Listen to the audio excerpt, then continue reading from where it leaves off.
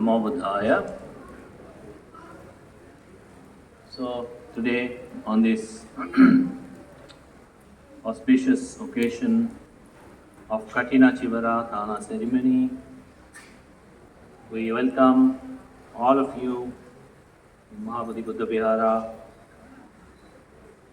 On this auspicious occasion, we have all come together to do merits, to do good things, right things,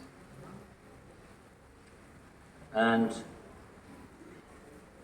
so we start our right things by recollecting the qualities of the triple gem. So now we will start the chanting. I request one and all to participate with mindfulness.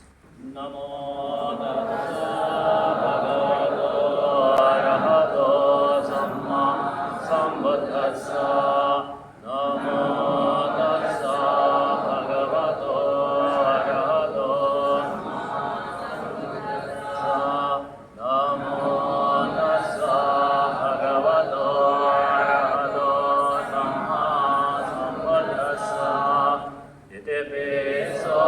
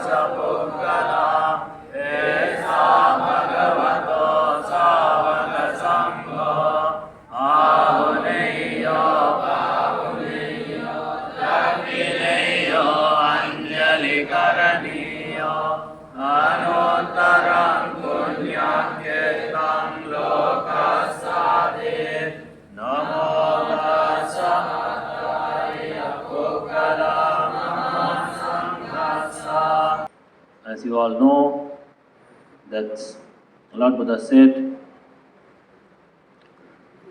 any offering, any dana made to Sangha of the Supreme Buddha, any offering dedicated to the Sangha of the Supreme Buddha bears the highest of merits.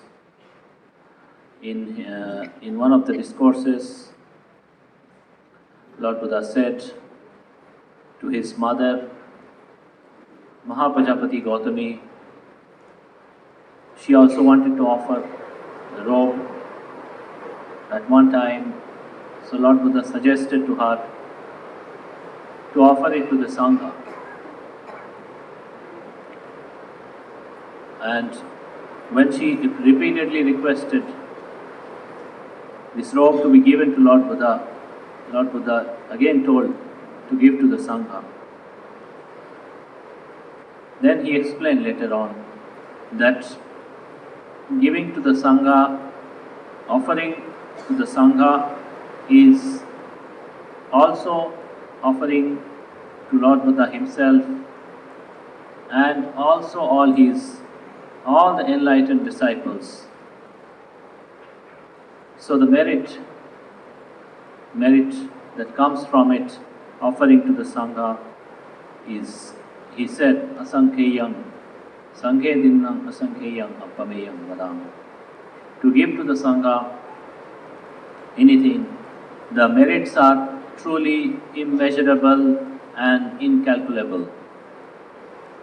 So, these are the merits that we need to cultivate. Merit is like our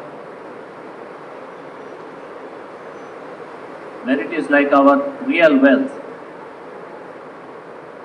We all have to depend on our wealth, our resources to manage our lives.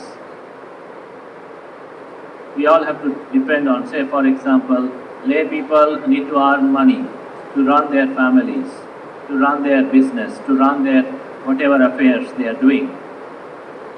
And so monks have to depend on the lay people for their livelihood.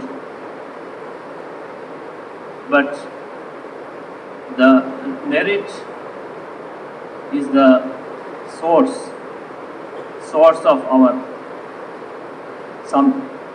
of something good that we wish to obtain, or we are obtaining right now, presently. So if we have enough of spiritual merit, then we are able to execute our things sooner or later. But if we lack in merits, then it may be difficult for us to execute our plans, even if they are good ones, even if our wish is wholesome. Sometimes because of lack of merits, it can get stuck for short time or for long time, for enough supporting conditions. But when the supporting conditions come together at a later point of time, then we can obtain what we wish to obtain. So these merits, the good actions, are our wealth. Lord Buddha said they are like the wealth. What is meant by wealth? Wealth is something that is valuable and useful. That is something that has some value, but it also should be useful to us. If it is valuable but not useful, then there is no use of it. Somebody having a very high diabetic patient, you give him the most expensive of sweets, it is of no use to him. Somebody having been bedridden for years together, you give him a Lamborghini, it is of no use to him. So merit is something that is valuable but useful as well. Both the things should come together. Then we can say it is a merit. Otherwise it is maybe half merit, maybe partial merit, not full. So the thing is, the merit comes from where? Lord Buddha said, you must investigate. The merit comes from where? Merit doesn't come from anywhere else. Merit comes from our own mind. Our own mind, where it has the right attitude, the right way of thinking, right way we think, right way we speak, right way we do the actions. That is to reduce our unwholesome tendencies connected with the greed or craving, unwholesome tendencies connected with the hatred or aversion, unwholesome tendencies rooted in ignorance, not knowing. This is where the merit comes from. Merit doesn't come from rites and rituals. Merit doesn't come from beliefs. Merit doesn't come from thinking this is right, that is not right. None of these. These are not the source of merit. Merit comes from when we can let go of our greed or craving for some time. When we can let go of our aversion or hatred or disliking for some time. For short time or for long time. This is where the merit comes from. That at that point of time, when we are able to let go of the greed, let go of the hatred, let go of the wrong tendencies, whether it is aversion or jealousy or arrogance or pride or anything that is unwholesome in the mind, and if we are able to let it go at that point of time, that is the power. Then the mind has the power. What is the power, you may ask? You should ask, as if you wish to learn knowledge, you should ask. Then Bhante, what is the power? The power is this. As soon as you let go of these unwholesome tendencies, mind is elevated at that very moment. It doesn't have to wait for another day, it doesn't have to wait for another life. At that very moment when you are able to let go of the greed or craving or abortion or jealousy or arrogance or anything unwholesome, at that very moment the mind is elevated. This is the power. This is the power. If you take a piece of stone, a big, very big, heavy stone, and put it in the water, in the lake or in the river or in the ocean, it sinks immediately. And that's the nature of the heavy stone. It has to sink because of the weight. But if you take something, say, jar of oil, and then you put it in a lake or river or ocean or anywhere, it still keeps on floating above the water. That's the nature of the oil or whatever, the oily substance. So the nature of merit is something that goes upwards. And this is where, because our mind is elevated upwards when we are able to let go of the unwholesome tendencies. So when you offer dana, when you are all gathered here to participate, some of the lay people, our Upasaka Kota Rameshji offering lunch for all of you, for the Bhikkhu Sangha and for all the lay devotees. Some other lay devotees also have offered dana, generously, very generously. Upasaka Vekataya ji is here. So like this, so they are offering, or some other lay people also have offered, not just from here. Some of the lay devotees so faithful, so dedicated. Even some of them were in the US. As soon as the heart touch Shivaradana program will happen, they send dana. So the thing is, what is the value of the dana? Lord Buddha said we must develop the right view. If we do good things, it's not good enough.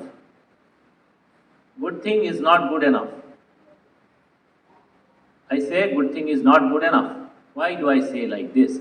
It's simply because good things we can do. Sometimes people, say for example, people who are violent, for some time they can give something, maybe a small amount of dana to something they like, someone dear to them, but the next moment they again get violent. So the power of their merit is not so much, it is not so powerful. So, but then why? Because they are unable to let go of certain basic things, let go of the unwholesome tendency to hate, to be angry at other people, unwholesome tendency, or even to let go of the greed for a longer time. They give something to someone. There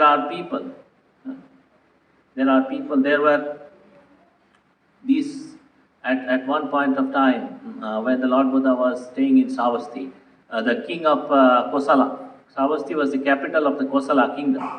Savasti, present day Savasti. In those days, they was called Savatthi.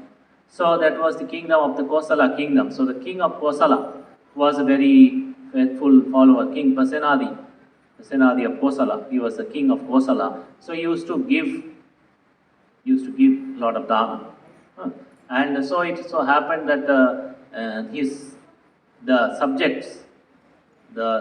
subjects of the kingdom, the praja, they also said, okay, our king gives dana, we will have a competition with the king. So they also, all the rich people came together and organized dana. And then the next day, king also offered dana. Like this, continued for some days, for weeks together. For these lay devotees, one side, the king on one side. And so it was like a competition kind of thing between the king and his people, who can give more dana to Lord Buddha. So that one time, king arranged a huge, so great dana that even all the rich people couldn't match. So the thing is, and then after that, there were two ministers. King had some ministers, out of them two were there. One minister was very happy, oh, the king is offering to Lord Buddha, it's a great meritorious thing, and I have also been able to participate in this. Another minister thought, these monks, they will eat, go and sleep. It is a waste of time, waste of money, waste of everything. They thought like this. So the thing is, and then after the offering, king requested Lord Buddha to give the discourse. Lord Buddha gave a very short discourse and then left. The king thought, oh, I gave such a huge dana. And then Lord Buddha gave, other times he would give long discourse. Today he just spoke for 2-3 minutes and left. Then he went to Lord Buddha and asked, is there any defect in my dana, Bhagavan? He said, no, not in your dana, but there were two people, two ministers of yours. One was joyful, another was very unhappy that it's a waste of money, waste of everything like this. So if I were to speak for longer time, his anger would increase towards me. And if it increases, I saw both of their minds, and if his anger was to increase like this, he would incur great unwholesome thing. Big akusala he will incur. So keeping in mind his welfare, I stopped, because otherwise as he gets angry more and more, he will surely be reborn in a lower destination, surely be reborn in hell. So I didn't want that. So I kept quiet and left that place. So the thing is, there is a great lesson here. Why do we give dana? To let go of something, let go of the greed. That is the real value of any dana. If you say, I give dana this place or that place or this thing or that thing, the real value is to let it go. I gave the example of the stone and the oil. The oil has an ability to float, but the stone has the tendency to sink, because the stone gets heavier and heavier. I mean, when you put it in the water, it's heavy, so it goes down the water. It cannot sink. The merit is something that is lightness of the mind, that floats above the other things. Other unwholesome qualities, it rises above the unwholesome qualities. This is where the merit lies.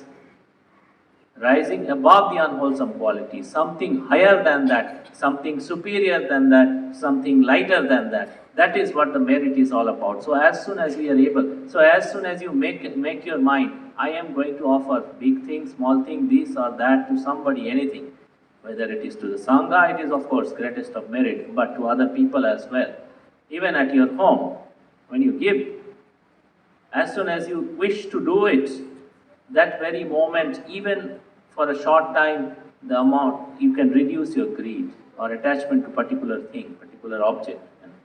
So that time the mind is elevated. And then when you can do it again and again, the mind is elevated again and again. That's the merit. You can do like this. Or if it is just the other way around, I wouldn't share with people, I wouldn't give, I don't want to grow. People also think like this. Not that everybody thinks I will give. Some people may think I will not give. And you do that. Have you ever observed that state of mind at that very moment when you think, wish I do not want to give? That very moment the mind is heavy. And then you keep doing that. Keep doing that again and again. The mind is heavier and heavier.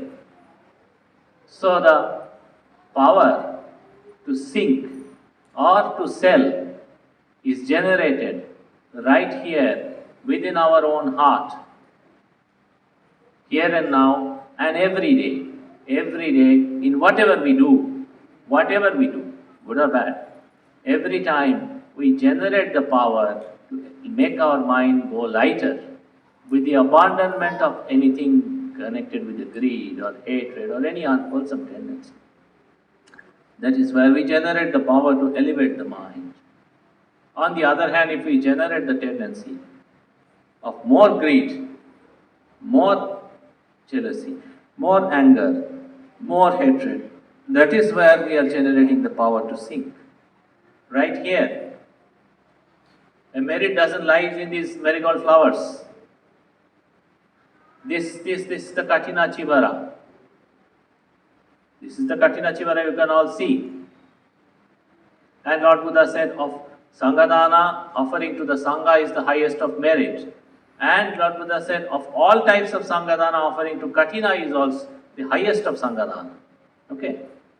But then, the merit doesn't lie in this. You know where the merit lies? This is the right occasion. When you make a determination, the monks have stayed in the vihara. They have try to meditate more, try to practice more, try to put forth more effort for enlightenment during these 3 months of Vasa retreat. Huh? Monks have put forth effort. Monks have been very sincere in trying to do their duty and to move towards liberation. So if I offer to the Sangha at this time, just at the end of the rains retreat Vasavasa that happened on the full moon day of October, that happens every year. If I offer to the Sangha, which have been making effort to clear their paths to enlightenment, making effort with a mind of loving kindness for all people, irrespective of whether they are supportive or non-supportive, irrespective of whether they are favorable or non-favorable, they're generating a mind of loving kindness. So this is the right time when if I can go and offer to the Bhikkhu Sangha, dedicating this, then that's your intention. The monks have been making effort for enlightenment. They have been staying in the monastery for Vasavasa and putting forth, and they also have been doing a lot of meditation, a lot of wholesome things, practicing metta every day, wishing benefit for all living beings every day. So this is the mind of the monks are in a very good state. So if I offer to them this time, this is the great Sangadana. So that is where your intention lies, in the right understanding. This is the right time to offer. That is where your intention. It doesn't lie in the piece of cloth. It lies in your intention. This is the right time to offer. So that is what if you generate. And when you think in your mind, then you mentally think, then you speak maybe to other people, and then you come here, make arrangement, do the dana, all this. Every time you generate such intention, every time, then you are intensifying the merit. When you are cutting a tree, any tree, with a chainsaw, with an axe, you have to hit at a certain, first you have to hit few times and make a dent and then keep hitting there.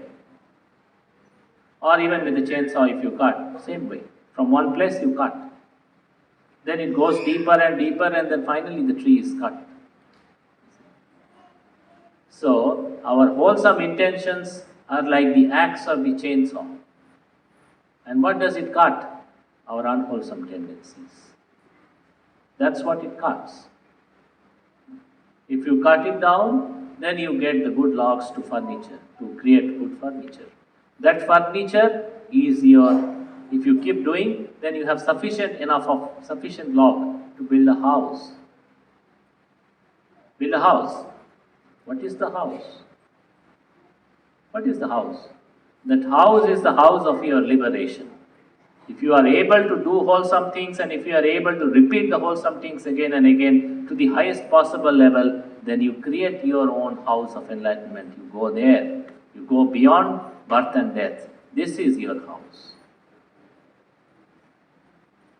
So that's why, that's the power of merit. That's the power of doing wholesome things. So when you come here, all together, all the lay devotees, and come, offer, participate, not just this time, in the previous times also you might have come, many of you. In the future also you will come either individually or as a group, offering Sangadana on behalf of your family maybe, offering Sangadana as collectively as a group maybe, or offering in various like Buddha Purnima or this time or any other programs maybe, whatever it is. Remember this, the merit lies in our own heart. As we are able to let go of the unwholesome tendencies of our mind, the greed, hatred, aversion, jealousy, arrogance, whatever it is, that is where the very moment mind is elevated, that very moment mind is going upwards. This is the power. So mind has two types of power, either to go up or to go down. Like oil that floats on top of the water or the stone that sinks. These two are the power of the mind. Now what you develop is up to you. That is not something we can do anything. I cannot do for you, you cannot do for me. Simple. That is where you have to be careful. That what power I generate, power to sink or to sail, to go up or to go down, this is in my mind. What power I generate, accordingly it will be. Accordingly, it either goes up or goes down, goes higher or goes lower. So, so everything that we do, whatever we speak, whatever we do with our body, whatever we think with our mind, everywhere that power lies, power to go up or to go down. Do we do it correctly is the question. If you do it correctly, then you are doing wonderfully well. If you aren't doing it correctly and if you are creating power to sink, then you are creating power to sink and you will sink for sure.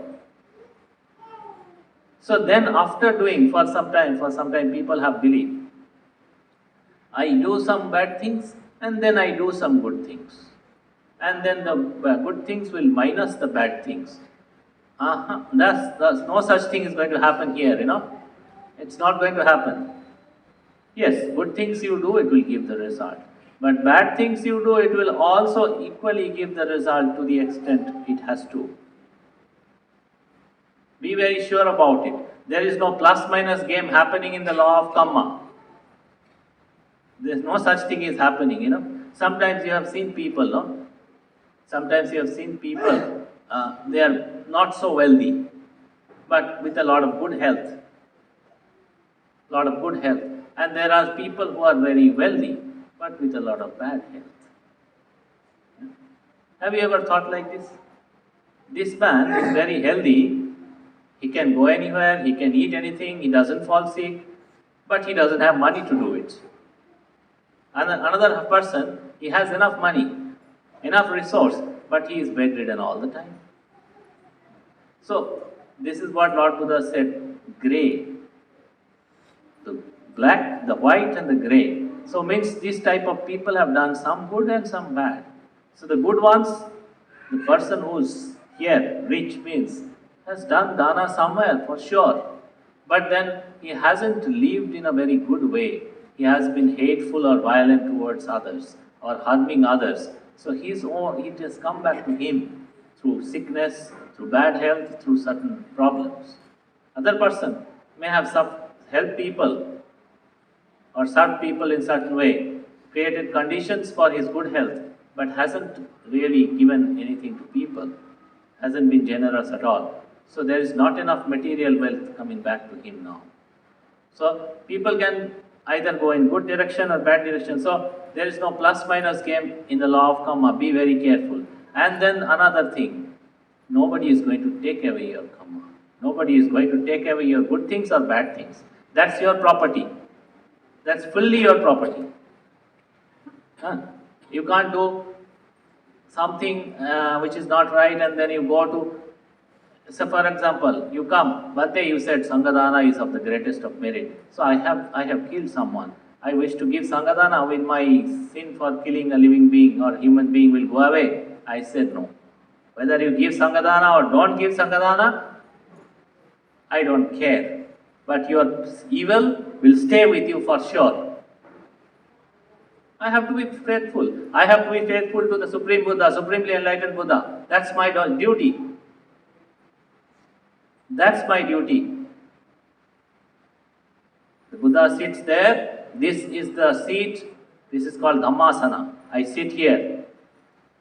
All the monks sitting here as the sons of the Buddha. So what is their duty? To speak the truth. Speak it appropriately. Not to mislead people. So if you ask me, I say no, it's not. You give Sangadana, you will get merit. Surely, great merit. But that doesn't mean that you kill somebody and that will be minus. That's not going to happen. That's never going to. Don't be under such impression. These are the wrong views of the people. Don't be under such impression. By doing good things, you can erase out all the bad things that you have done. You must. That's why Lord Buddha said all the time. He didn't say, when we say sum and substance of the teaching. So this is the sum and substance of the teaching in the words of the Supreme Buddha himself. Sabba papasa akaran. Sabba papasa akaran. First start here. Stop doing evil. Lord Buddha didn't say start doing good things. No. Where did he start? He said first stop doing evil. If you continue to do evil, then your good things are not really powerful. Stop doing evil first. And that's where most people get stuck. People want to do certain good things. Sometimes they want to do dana, sometimes they want to follow the precepts. But when it comes to stopping the evil, they are not so sincere. Not so sincere. I am telling it honestly. Not so sincere. Where people ask, Bhante, why people not get enlightened? Simply because of people like you. You don't want to stop evil. Who's going to stop you, stopping you to go to enlightenment? You yourself. Because you don't stop the evil.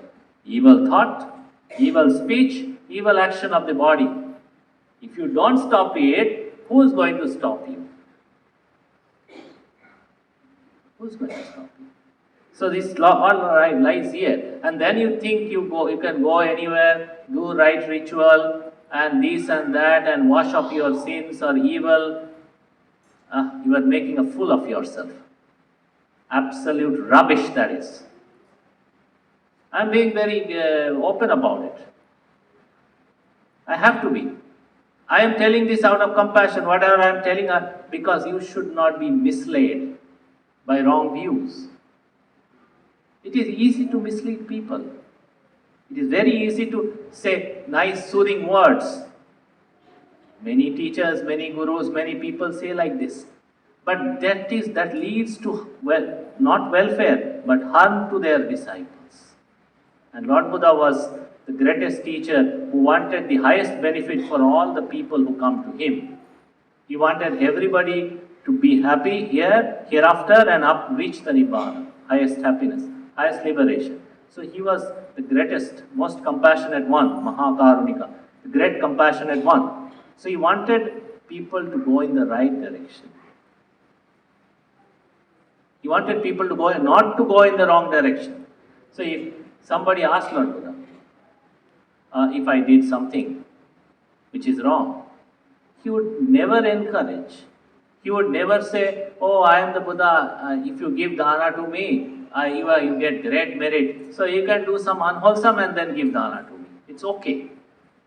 He didn't say like this. He said, you did something wrong. Stop it. Don't do it. Don't repeat it. That's how he taught people. He wasn't concerned about how much people coming and respecting me. He was concerned about their true spiritual welfare. That's why he is the supreme teacher. Sattha Deva Manusanam. We say, that's the quality. For nothing. Absolutely for nothing the Buddha taught. Not for material gain, not for name or fame or recognition or praise or nothing. Just purely out of compassion. Out of compassion, he fulfilled his paramis. Fulfilled his paramis for such a huge long time, for Asankhya 1 lakh kalpa. Became the Buddha, taught people out of compassion. Taught people that you should not go in the wrong path. You can be misled easily. You can go in the wrong direction. You can have wrong views and harm yourself. Don't fall into that. Go in the right direction. So anywhere I say this, so that if you say someone is Buddhist, I say only that person is Buddhist who follows what the Lord Buddha taught. Only that person is Buddhist in the whole of samsara. One who follows, one who thinks greed and craving is not so good, I must abandon. One who thinks hatred and ignorance and aversion or anything that is unwholesome, I must abandon. This is the person who is the true follower. We can be follower in many ways. By birth, by namesake, by this, by that, by so many things. But in no way we are the followers of the Buddha. No way. Only one way. way of Dhamma, the way of true practice. That's the only one way. Lord Buddha said before Mahaparinibbana, there are two people. One staying far away, thousands of miles away from me, but doing exactly what I have told. He is just next to me all the time, though he is physically away, but he is next to me all the time. Another fellow, sitting next to me, holding the edge of my robe all the time, but not doing what I am telling, is far away from me. He is far away from me. So the Buddha lies in the Dhamma. So one who upholds the Dhamma, one who truly devoted to the Dhamma, this is the right practice. I must give up the evil. I must do the good things. And I must also purify my mind by letting go of the unwholesome things again and again, by practicing generosity, by practicing morality, by practicing meditation. If I do like this, then I am the true follower. Anyone else claiming to be follower of the Buddha but not doing anything, you are nothing. You are nothing. Nobody. Nobody here, nobody can claim to be the true follower of Lord Buddha by doing going against what he taught. Nobody. Because Lord Buddha, if he were to be here today, he would say, this man is not my follower. He would just say like this. He's not my true follower. I don't accept him as my true follower. That's all.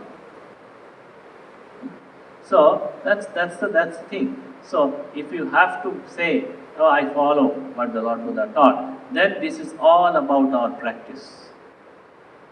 Our practice of doing right things. Right things again and again. Whether it is generosity, whether it is morality, whether it is meditation, doing again and again, so that our heart is purified. So for that you have come. You have come to a festival? Have you come to a festival here? Festival is happening? If you think you have come to a festival, then you are mistaken. You didn't come to a festival. You have come for uplifting your heart in the right way. Then you are the right person. You have the right attitude. If you have come for a festival, then it's like another festival. You go, talk to people, eat something, spend time, go home. There is no goodness, no merit, no higher elevation of mind. Nothing. In fact, that is waste of time. It's not a festival. It is. Why did Lord Buddha say Sangha the Anuttarang Punyakhetam? Because of this. When you go to the Sangha, you go with the right mindset. I will do something good. When people come here, they come here to give dana, to listen to some discourse, to practice meditation, to listen, take the sila, follow the precepts, follow some good behavior, morality. Something good, no. Something good intention they come, no. You can go to shopping mall, you can go to theater, you can go to restaurant, you can go to any place. Any place you want. Nobody is stopping you. Nobody will stop. But then, by doing those things, your heart isn't elevated correctly. It is heavier. That's the thing. So when you go to a spiritual place, you go to elevate your mind, not to attend a festival. So don't get lost in the festive mood. Get lost in the wholesomeness more and more. Then you are the true follower of the Lord Buddha. Then whatever you offer today, whatever intention you generate today, here, in this sitting in this Dhamma hall, that is your great merit, great power, great spiritual wealth. That will stay with you.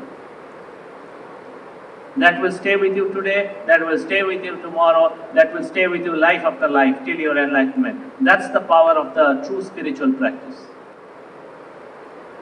So you have come here, take the opportunity, not to participate in the festival, but to elevate your heart. So when you give the dana, Civara dana, other dana, think, why? Why did the Bhante say give dana? Because I have to let go of my greed, big or small, I must. Some attachment I have towards my money, my wealth, my things, I have to share it with others. For that, when you take the sila, to avoid Wrong actions. Okay, killing is unwholesome. I wouldn't go that way. Stealing is unwholesome. I wouldn't go that way. Like this. When you are listening to the Dhamma, to generate the right view, how the mind is elevated and how the mind gets heavier and goes downwards. To generate that right view. That's the purpose of the spiritual discourse. That's the whole purpose. Lord Buddha taught the Dhamma to give, to point out to the right view. So this is what we have come here. Remember this. Yes, of course, he will talk to other people. He will have the food. Oh, then Bhante is saying, which means no food for us today? No, food for all of you. Huh? Our Upasaka Kota Ravaji is very generous every time. Kathina time he is giving dana. So food for all of you. But that's where it should not end. I went there, sat down, listened to something, had my food, maybe gave one, two, three chivara and went back home, finished. No, that's not why you came here. You came here for something better than that. Remember this. This is your wealth that will stay with you today, tomorrow, till you become enlightenment, till you are free from birth and death. If you are true spiritual seeker, true follower of Lord Buddha, then you will do like this. This is a wonderful day, because this is a wonderful day to elevate my mind again and again. Not to go downwards, but to go upwards. So remember this, and so on this occasion, on this Kathina Civara Dana ceremony, may you all, what I have said, may you all understand, and you may be able to give rise to the right view, right understanding about the true practice of letting go of the unwholesome, developing the wholesome, and developing, purifying our mind. This is the sum and substance of the whole Dhamma teaching Lord Buddha gave. With this, we will conclude our discourse.